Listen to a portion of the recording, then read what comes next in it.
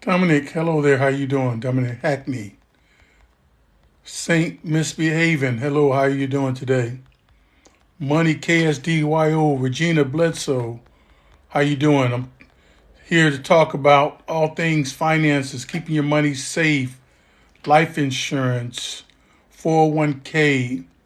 Um, if you want to talk infinite banking, any strategies that entails using life insurance products. I'm here. Let's talk. Let's, one thing I really like talking about is, when you look at the history of people putting their money in 401ks, one of the things that we have to look at is that the 401k is only about 40 years old. It's not that old. And we're just now starting to see the first people that have their money in 401ks begin to retire. And what we should understand about this is that as a person retires with their money inside of a 401k, they'll use what's called the 4% rule. And that 4% rule basically is telling them that they only could take about 4% of their money out of their 401k per year in order to live on. But, at the same token, that person also have that money inside of the market. So therefore, if they have that money inside the market, they have that money they can actually lose money while they're drawing from that money at the same time. So they really have a greater risk, a greater problem than if they had their money in something safe to where they know that they're going to get some sort of return, if no return at all. So as a person begins to get closer to retirement, what they need to do is put their money in a place where other financial institutions put their money. See, we have been, how can I say it, hoodwinked. We've been brainwashed to think that our money should go into things like the stock market, cryptocurrency. Now, I'm not saying there's anything wrong with those type of vehicles, but what I'm saying is that those vehicles aren't going to give you security. When you look at a bank, if you go to any bank, you're going to see that those banks are putting their money in what's called a tier one asset. A tier one asset. A tier one asset is something that is safe. They're putting their money into something that is safe and where there's no losses. And what most people want to get is guarantees.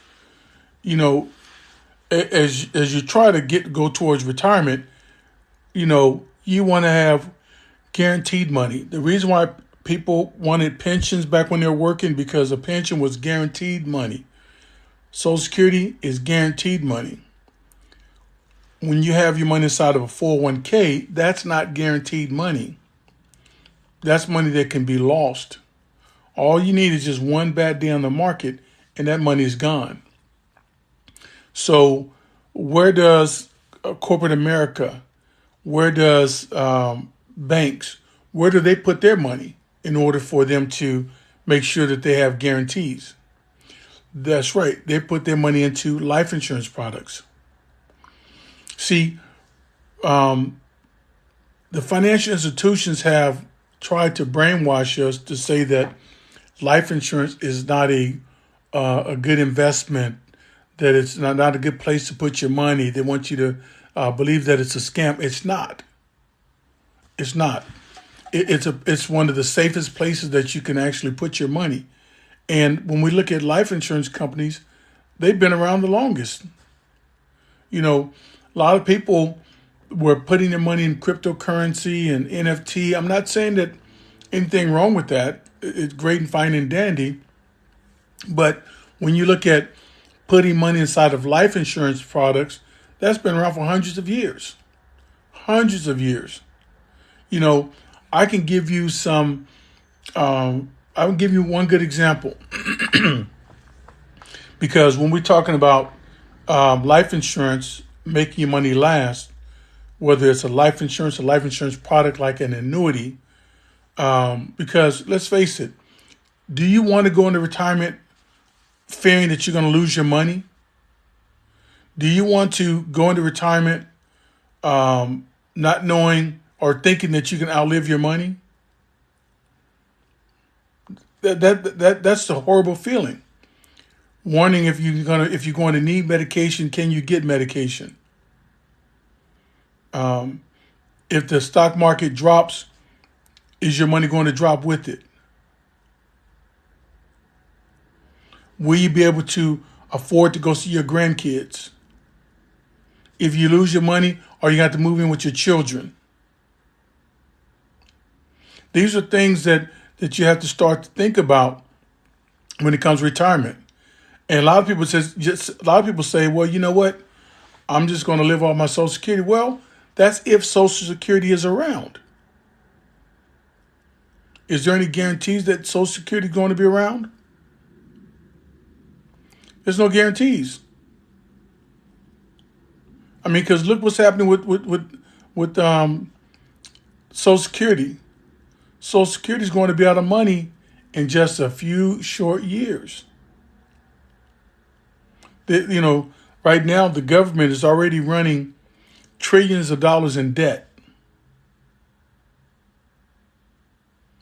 So there's some simple things that we can do that we were never taught to do.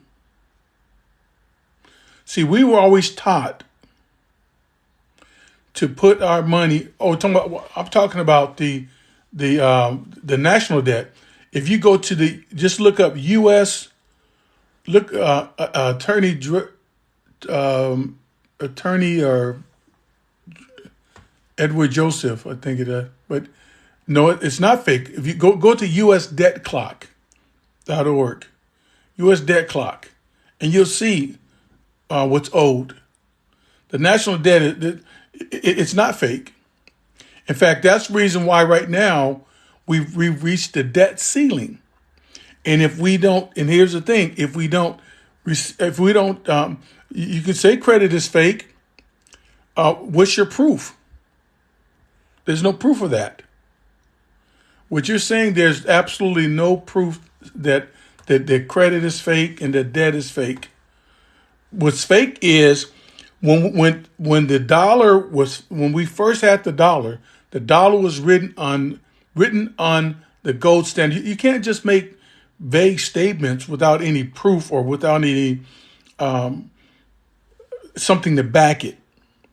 See, the dollar used to be backed by gold. And then what happened is that the dollar came off the gold standard, and now we have what's called fiat currency. We have to understand that the less we have of something, and which makes it rare, the more valuable it becomes. Now, since the dollar, you can just print it. The money is dollars. Money can be printed, and the more you print of money, part of what we have right now. So you're going to say inflation is fake. It's not. What's happening is that the more we print of the money, the less valuable it becomes. Therefore, the more money you print, the higher inflation goes. That's the reason why we're paying more money at the gas pumps, grocery stores, just stores in general. It's just because we printed so much money during the pandemic. that's a huge problem. So here's the thing. It's all relative. You can say things are fake. You can say diamonds are fake. You can say gold is fake. But if somebody sees it as valuable, then there's value. So what makes one thing valuable versus another thing valuable is the demand for it. So it can be fake. But here's the thing. I'm just going to get off there because you're not giving any basis for what you're saying. But the thing is that that we have to get to a point where we understand that we need to be prepared. Just like the stock market. The stock market right now is, we've gone through the pandemic. We've seen the stock market crash. We've seen the stock market go back and forth. And right now, the stock market has been up a little bit. So the question is, if there's still so many people out of work, if there's still businesses closing, if all this stuff is still going on, why is the stock market still up high? Why is it still a large number? Why is it still having gains every day? The numbers are inflated. So what we have to do is we have to get ourselves prepared. We have to get our. Let's do this here.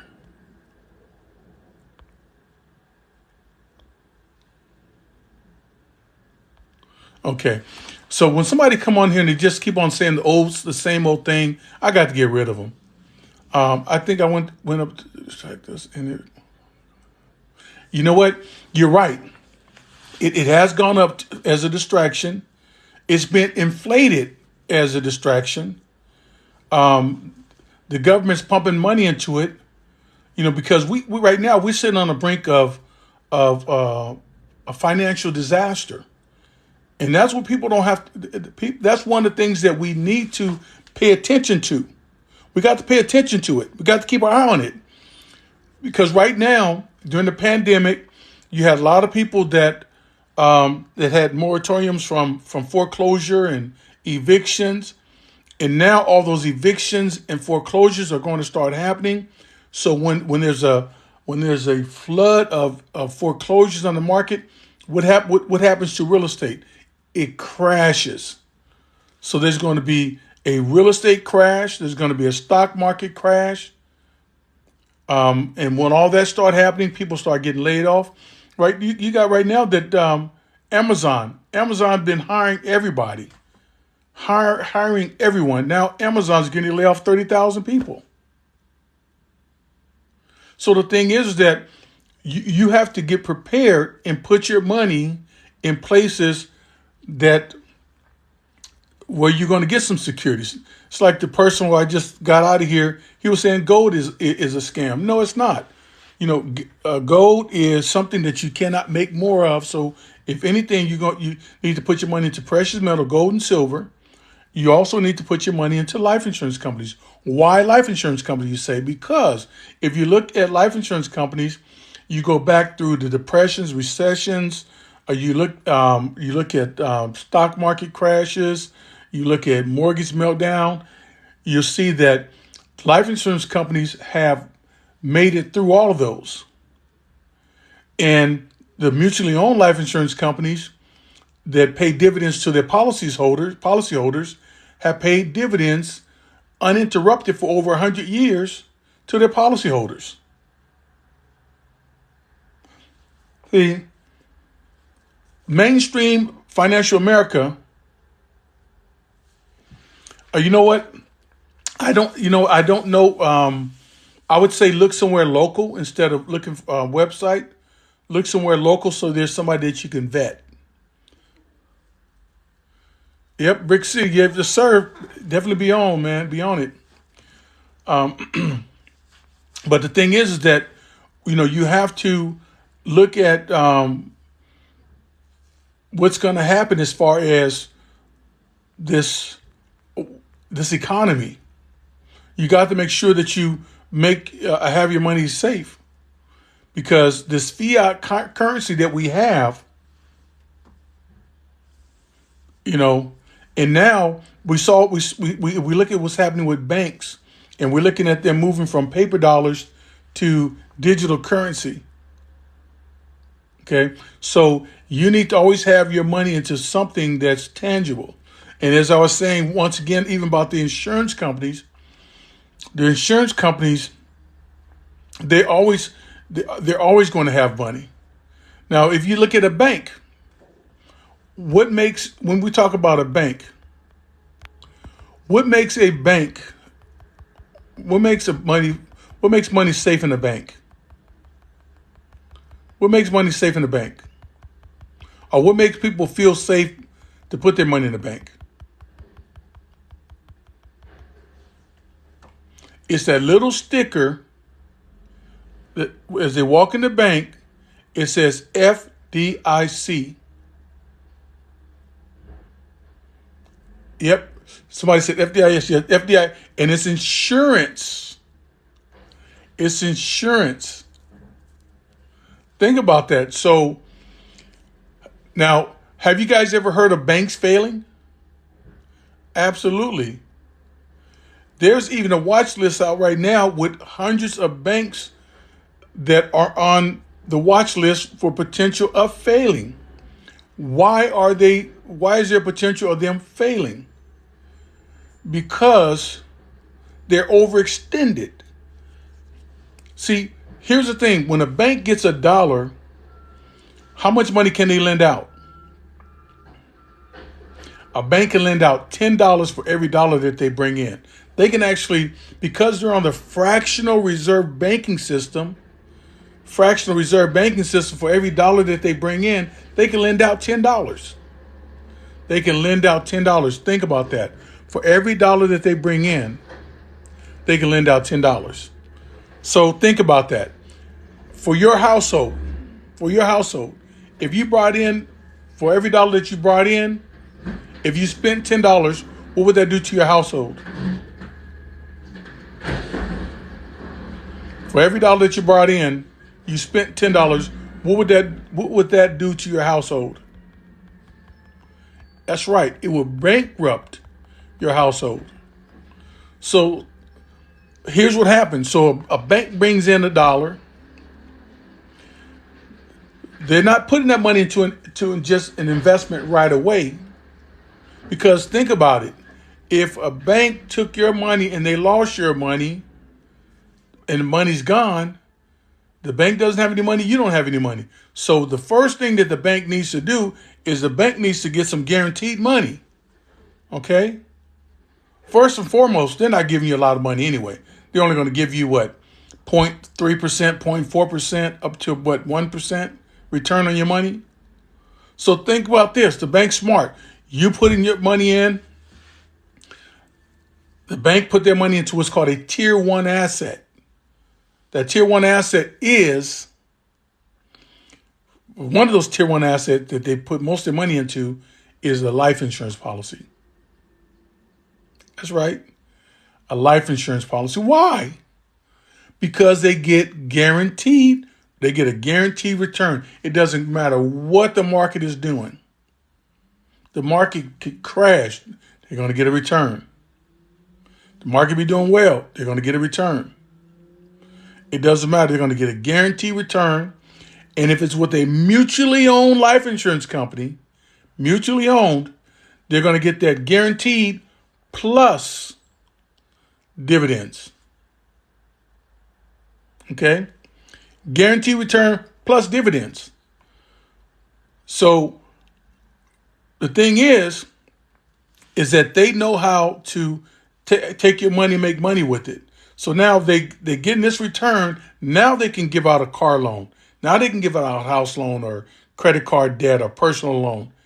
And now they took that $1 and they put it into a life insurance policy. They borrow that $1 from the life insurance policy, and now they lend that dollar out to somebody else. And now they're getting interest on that money again. So they're getting interest in two different places from that same dollar. If you go to BauerFinancial.com, BAUER Financial.com, you'll be able to see that a bank, for every dollar that you bring in, they get anywhere between 300 to 1,400% return on your money. On your money. That's the reason why they teach us at a very young age. It's called Bauer, BAUER Financial.com. BAUER Financial.com. And you can get reports. Now, I'm going to tell you, like a lot of times people don't believe me about life insurance companies banks are putting their money into life insurance companies. If you want to look and see how much money your bank is putting into life insurance companies, go to FDIC.gov. FDIC.gov. Put in your bank and then go to your bank's asset statement. And you'll be able to see how much of the deposits that your life insurance that your bank has brought in, how much money goes into life insurance policies. But it's smart. It's smart. But you know what? They're not doing anything that you couldn't do. You can bypass the bank and just put your money directly into the life insurance companies. And then as you need money, you go to the life insurance company, you pull money out. Listen, we wouldn't have a McDonald's, a JCPenney's, Disneyland, Tupperware. The list goes on if it weren't for cash value life insurance policies. Cash value life. Biden, whether you love him or hate him, he took money out of his policy to help for his campaign. Listen, there's a technique that people use when it comes to life insurance. They'll buy a house, they buy a policy. They're not rushing to pay off their house. Then what they'll do is they'll build up the cash value in their policy. Then as they get older, they'll pull all the cash out of their life insurance policy. Because then when they pass away, that death benefit on that life insurance policy will be used to pay off the mortgage.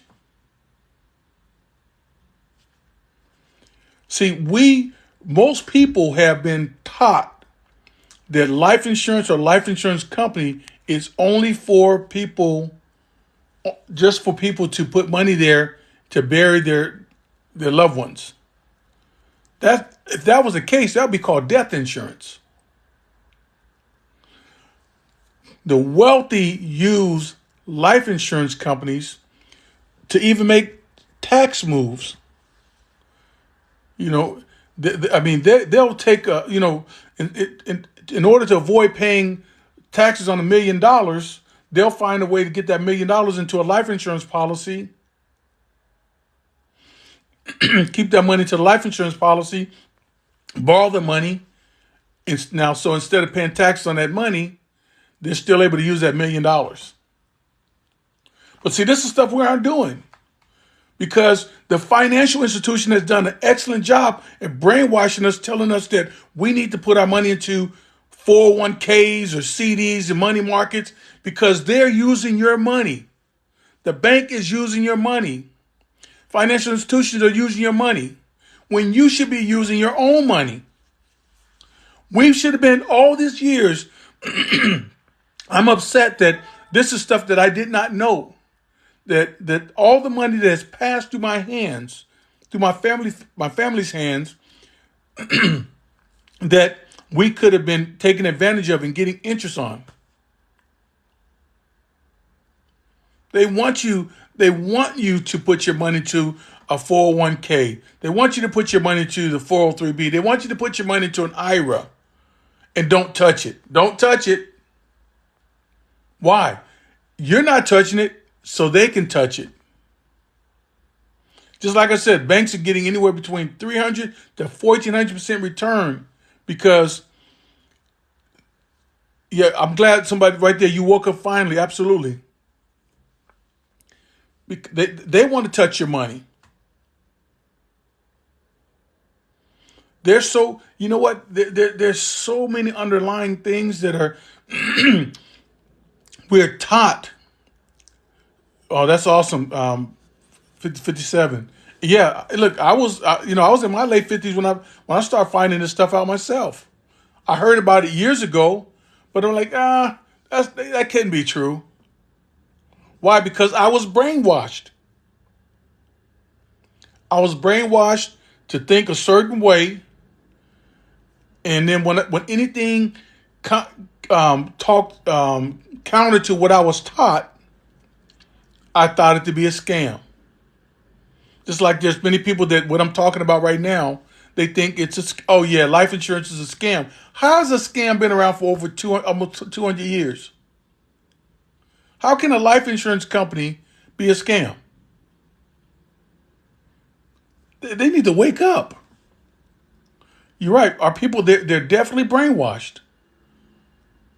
Yep. But you know what's funny is that I like to talk about finances. I like to talk to people that like to talk about finances. I like to try to help people because in our industry and the things that I do, we don't charge. What I do, it doesn't cost anybody anything. If I do any business for somebody, the life insurance company pays me. If a dime never comes out, the people I talk to a dime never comes out their pocket. So the thing is that I want to help people. I try to help people. When I talk to people, start talking to people on Facebook, I can put stuff on there about rumors or jokes or funny stuff, and people don't listen. They don't listen to that. But when they listen to all the funny stuff, but when I talk about finances, I don't get any comments. I don't get any questions. I don't know if it's that people are ashamed of where they are currently financially. I don't know if it's that people feel that they should know this stuff already. This is not like that, but I do help people get into Index Universal Life. I do help people get into Index Universal Life. Index Universal Life, properly structured by an agent that knows exactly what he's doing, is one of the greatest tools that you can use. And you're right, invest in crypto. They don't understand it. But the thing is that they need to get with somebody that they trust so that they can understand it instead of staying away from it. But that's usually what happens is that people just kind of stay away from it because they don't want to be taken advantage of and don't realize that they're being taken advantage of by staying away. So I'm getting up on my soapbox and I'm going to try to help as many people as I can. I would like people to just reach out to me. I give out free information. If I can't help you, I tell you right up front, I can't help you. Nobody ever pays me a dime. If I get paid by the insurance company. I represent about 30 different insurance companies. And I do that purposely because I want to make sure that I help my clients get the best product. So I'm not partial to one insurance company over the other. So Sherelle, if you need more information, provide your information. I'll be more than happy to help you. Now here's you're still working. You have a 401k. With your 401k, if you can do what's called if your 401k is through your current employer, you may be able to do what's called an in-service distribution and move your money from your current 401k into another qualified plan where you will not have to pay taxes. So, that's something you like, contact me. I can tell you about it, how to do it. If your 401k is from a previous employer, then you don't have to worry about it doing what's called an in-service distribution. You can just roll the money over. That's real easy to do. Okay. So Sherelle, let me know if you want more information. I try to explain it to you so that you can understand it. Because I tell people, if you can't understand it, you shouldn't do it. Plain and simple. So I will help you understand it until you understand it. The system puts so many distract. It's hard, people. Yes, it is. You're right. You're so right.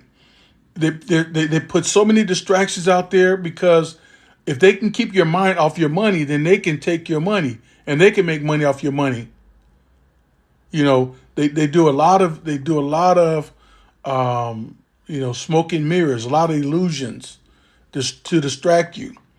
And like even with the IRS with the 401k, when you put your money into a 401k, you actually put your money to a tax prison. They got all these rules. They have you just think about this. We understand the fact that it's either pay now or pay more later.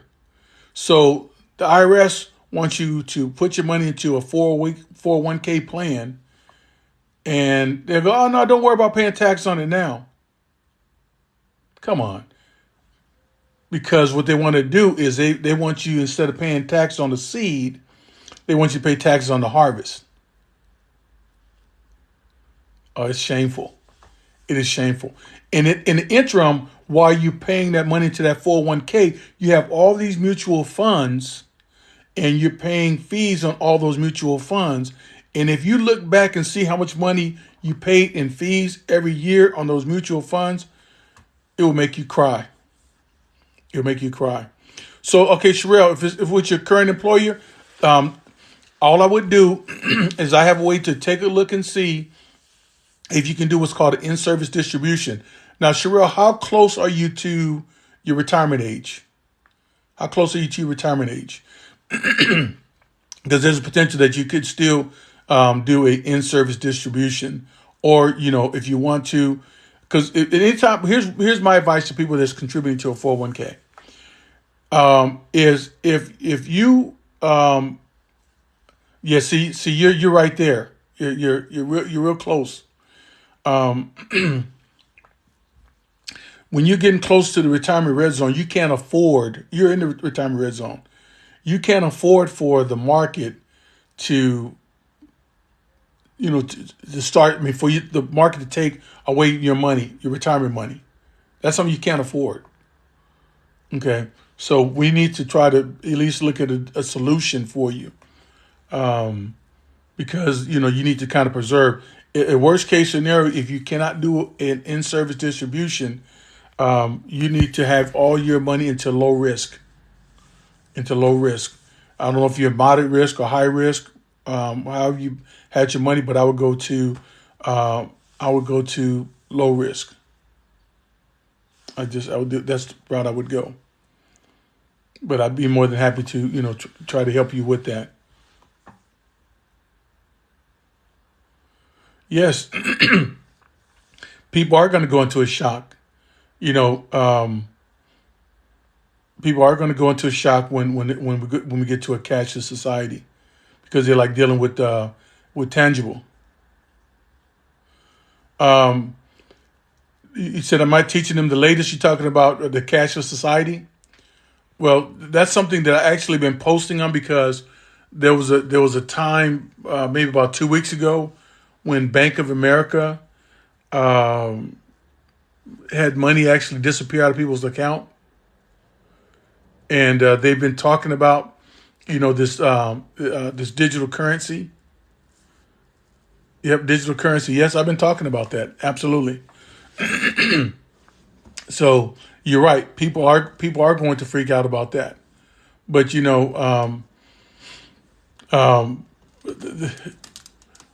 matter of fact, I think one of the things I am going to start doing is I am going to start talking a little bit more about that. But you're right. People are going to freak out about that.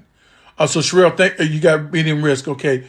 At this particular point, I don't know. I know that most people lost about 23% of their 401k last year. One of the things that may want to do is go to low risk. Because you're this close to retirement, and what that basically means is that being this close to retirement, if there's a huge drop in the market, then you don't have that much time to make that money back up.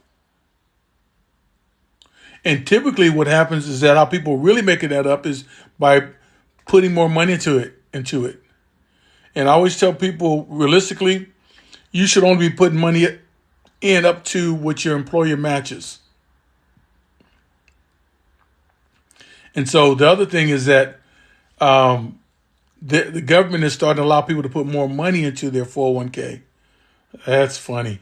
That is funny. You're losing money. They want you to throw more money into the money pit. Yeah. Yeah, you're right. There is a lot of talk about it on here, about the digital currency. Yeah, there's a lot of talk about it. But the way I look at it is, since the beginning of time, currency have always changed. Um, well, here's the thing: it's not necessarily obsolete. It's all about protection. It's all about safety.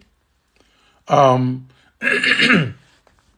and so if you can't make what you currently have safe, then you have a problem, because any change is going to be based off what you currently have. And if you can't protect what you currently have, it doesn't matter what the currency is. It doesn't. So no, it's not obsolete.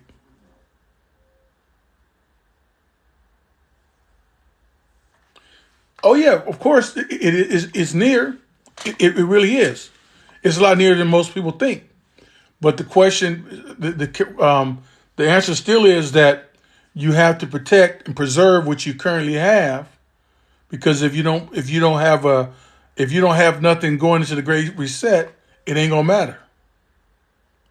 But if you have something, you need to protect it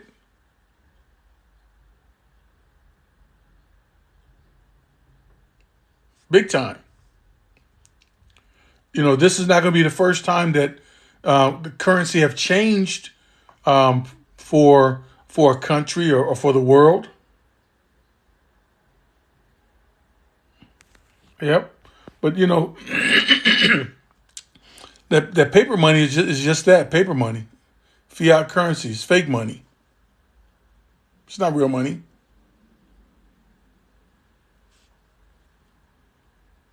It really isn't.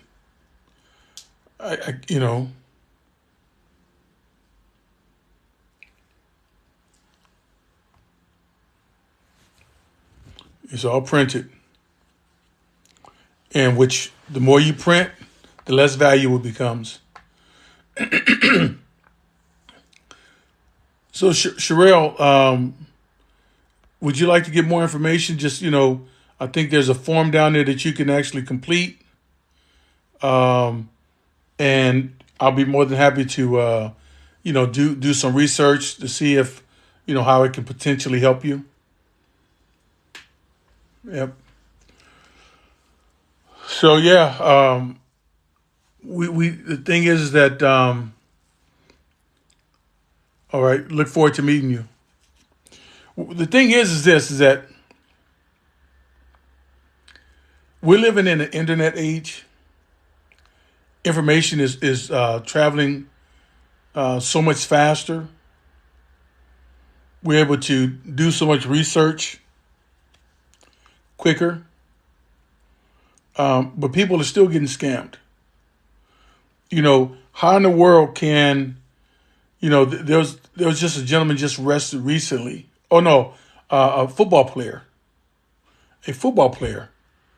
big time football player, um, just I guess a few years ago was scamming all of his other football players out of money, showing them that they were investing. It was a Ponzi.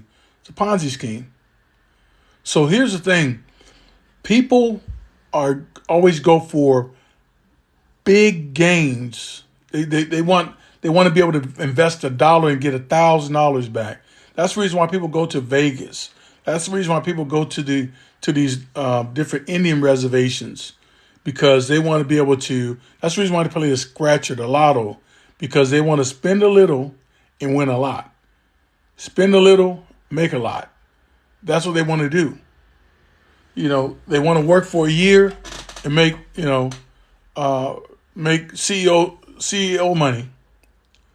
They want to put in as little effort as possible, but get as much reward as possible. That's just people's makeup. But unfortunately, it doesn't work like that. And so we find that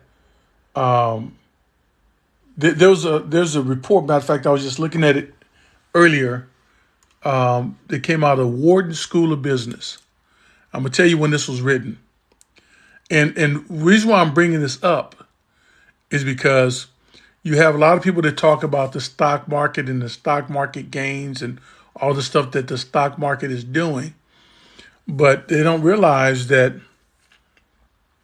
you can get a better return by getting gains off of what the stock market does versus have your money directly in the stock market. And what I mean by that is simply indexing. Indexing. Wharton School of Business did a report, and in that report, in that study that they did, they proved they were just trying to do a unbiased side by side study as if a person were to put their money in the stock market where they're getting gains and losses, and they put their money also in indexing where they're only getting gains but no losses, which one comes out better? Well, according to this Wharton School of Business study, in a comparison, indexing outperformed your money in the stock market. So we're talking about your money in the stock market with uncapped gains. Uncapped gains. Whereas when money with indexing, we're talking about capped gains. You could not get the full gain of the market. But yet, indexing outperformed your money directly in the market. But somehow, now, here's the thing. As we look at 401ks and 403bs, we go back to these things began in the 80s, right? And realistically, there wasn't a lot of people participating in the stock market. I mean, you had people, but the majority of the people that have their money in the stock market now is that money is in there through mutual funds, through 401ks, and you'll hear some of these administrators of these 401ks will tell you that they would not have their money in any of these mutual fund companies because it's junk. It's junk. But the reason why they put other people's money in it is because they have nothing to lose and they got a lot of fees to gain. See, the stockbrokers, they make money whether you win or whether you lose. They're going to make money. That's all that matters. They're going to make money. So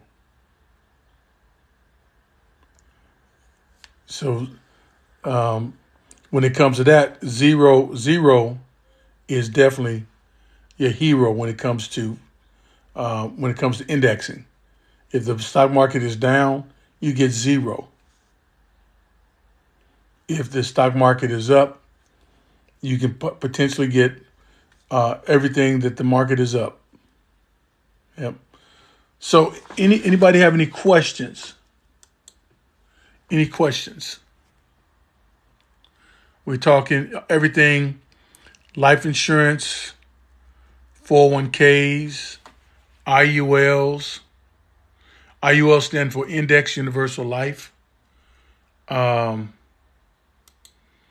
we're talking infinite banking. Anybody want to know how infinite banking work? We're talking 401k rollover, moving your money from a 401k into from one qualified plan to another qualified plan.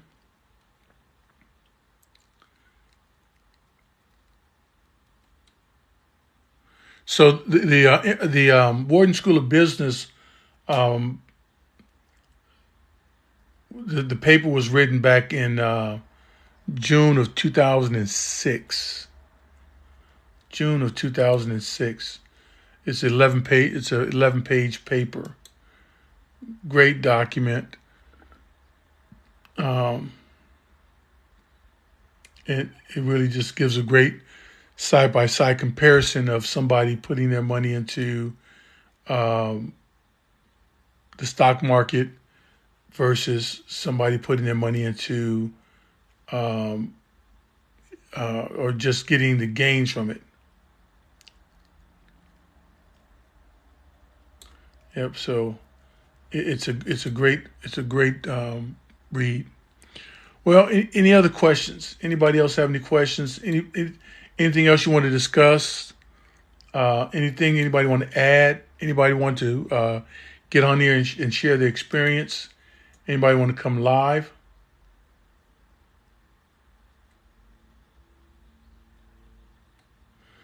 Now, I'm going to read the conclusion of this paper, the Wharton School of Business. It says here, when individuals consider the list of positive attributes associated with life annuities, i.e. guaranteed payments you cannot outlive, low cost, access to invested capital, and reasonably priced features such as inflation adjustment and legacy benefits, the argument for this income solution in retirement is compelling. By covering at least basic expenses with lifetime income annuities, retirees are able to focus on discretionary funds as a source for enjoyment. Locking in basic expenses also means that the retirees' discretionary funds can remain invested in equities for a longer period of time, bringing the benefits of historically higher returns that can stretch the useful life of those funds even further. Income annuities may also be a vehicle that enables retirees to delay taking Social Security benefits until they are fully vested, bringing substantially higher payments at that point. The key in all of this is to begin by covering all of the basic living expenses with lifetime income annuities, then to provide for additional desirable consumption levels. You'll want to annuitize a goodly portion of the remainder of your assets while making provisions for extra emergency expenses if desired a bequest. These last two items can be accomplished through combinations of insurance and savings. When this is undertaken, you can enjoy your retirement without the burden of financial worries and focus on more productive uses of your time and attention. What that basically is saying is that by utilizing life insurance products, you're going to get some guarantees, and it helps you to assure that you're not going to outlive your money. And that's the big concern. With better health care, we are living longer. So we need to make sure that not only can we live longer, But we also need to be sure to leave a legacy for our loved ones. I was, during my morning walk this morning, I was thinking, how how better off would most people be if their loved ones looked ahead and took care of them by not only taking care of their financial future, by getting life insurance and putting together trusts for them, and just passing on financial blessings to them. Just think about how much further you would be if when you were born, there was $1 million set aside for you, $500,000 aside, for even $100,000 set aside for you. And so, passing on generational wealth versus generational curses or generational debt. And that's what we got to get to. We got to get to a point where we're thinking about being able to pass money down through generations. Unfortunately, since when we think about life insurance products, we only think about life insurance products as just in case we die. We don't look at it as ways in which we can pass on legacies, or we can pass on money to our, not only to our grandkids, but our great grandkids, our great great great grandkids. So if we look at the Rockefellers, that's what John D. Rockefeller did. He put together a family business, he called it, and the Rockefellers are living off that trust. Over 150 people are living off that trust because of what he set up. You know, almost 100 years ago. And that's what we need to get to. Is we just need to get to the point where we're making better, smarter, and wiser decisions. Find somebody that's in the financial industry that we can trust. That if you had $1 million laying, if they were at your house and you had $1 million sitting on the counter, that you can go away and come back, and it wouldn't be $999,999 left. It'll still be $1 million. In fact, it might be a million, 10 million, 20, because they felt like they wanted to add to the pile. That's that's the type of person you need. Well, if there's not any other questions, I'm gonna sign off. I'm gonna close it off for right now. And Sherelle, yeah, let's talk. I'd like to see what I can do to help you. And feel free. I will look you up, and I will send you my cell phone number. But let's go ahead and talk. And everybody else, thank you for being on here, and I'll talk to you soon. Bye bye.